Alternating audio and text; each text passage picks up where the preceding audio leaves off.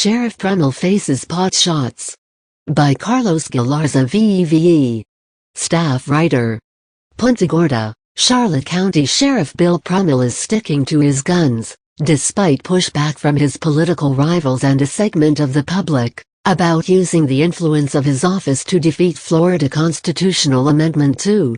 The constitutional initiative, if approved at the ballot November 8 by 60% or more of the electorate, would legalize medical marijuana for individuals with specific debilitating diseases or comparable debilitating conditions as determined by a licensed doctor in Florida. Prummell told The Sun that his advocacy on the issue is no different from his going to Tallahassee and speaking out for or against proposed legislation that could positively or negatively impact the public's safety or quality of life. The Amendment 2 campaign is one of a matter of public safety and concern and will have adverse effects on our community and state should it pass, he said. Many people do not educate themselves on the constitutional amendments and will only see the summary for the first time when they vote. As the chief law enforcement officer of the county, I feel it is my responsibility to educate the citizens on the choices they must make.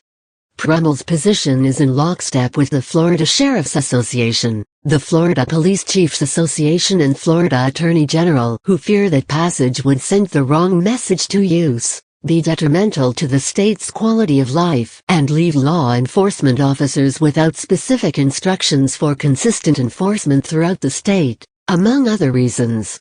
Jim Mello and Ed Pope continued jostling with Prummell in what's been a combative race to become the top law enforcement officer in Charlotte County. Mello and Pope told The Sun that if they were wearing the sheriff's badge they would not be using the office to influence the results of the Amendment 2 initiative, as Prummell is doing, on both legal and ethical grounds.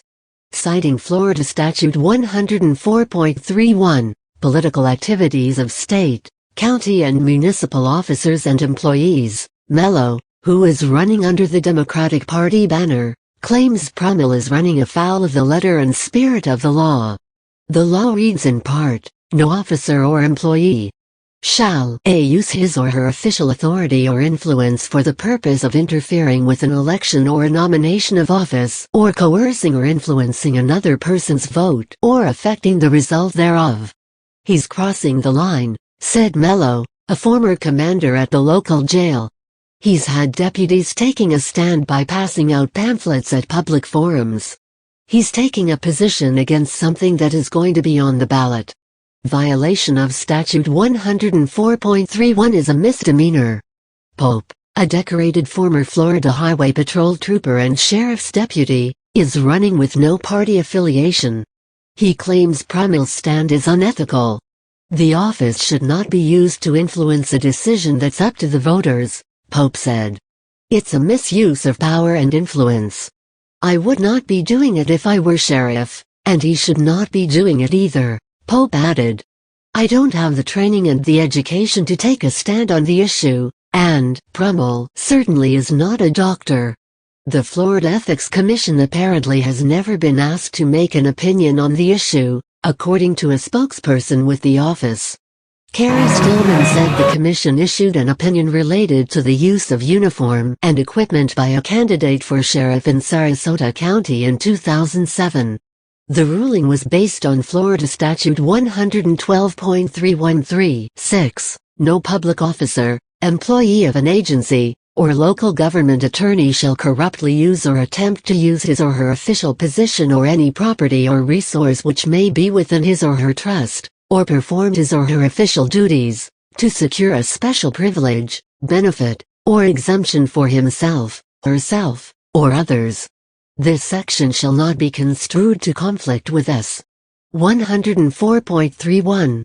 Stillman said the key in the application of the law in the Sarasota case is the phrase corruptly use. She said the use of uniform or equipment of the sheriff's office in the Sarasota case was found not to be a misuse of position or influence because there was no evidence of corrupt conduct. Neither the Florida Bar nor its county chapters have taken a position on Amendment 2, according to Bar spokesman Mark Homeister. As a compulsory membership organization, The bar would not take a position on a political issue unless it was absolutely germane to lawyer regulation, the enhancement of the profession or the delivery of legal services, Hallmeister told The Sun. Recent state polls indicate that voters appear poised to approve Amendment 2 by the more than 60% margin needed, according to Florida Politics.com. One survey conducted by the University of North Florida shows Amendment 2 drawing 73% support, which is in line with other recent polls. Prummell is not deterred from getting his message out. "I do have a pamphlet I hand out that I received from the Vote No on 2 coalition," he said. "I might put some additional information out through our website, but at this point with the number of votes cast, it is more or less decided. We now must just hold our breaths and pray for the best." Email, galarza@sun-herald.com. Prummell. Mellow.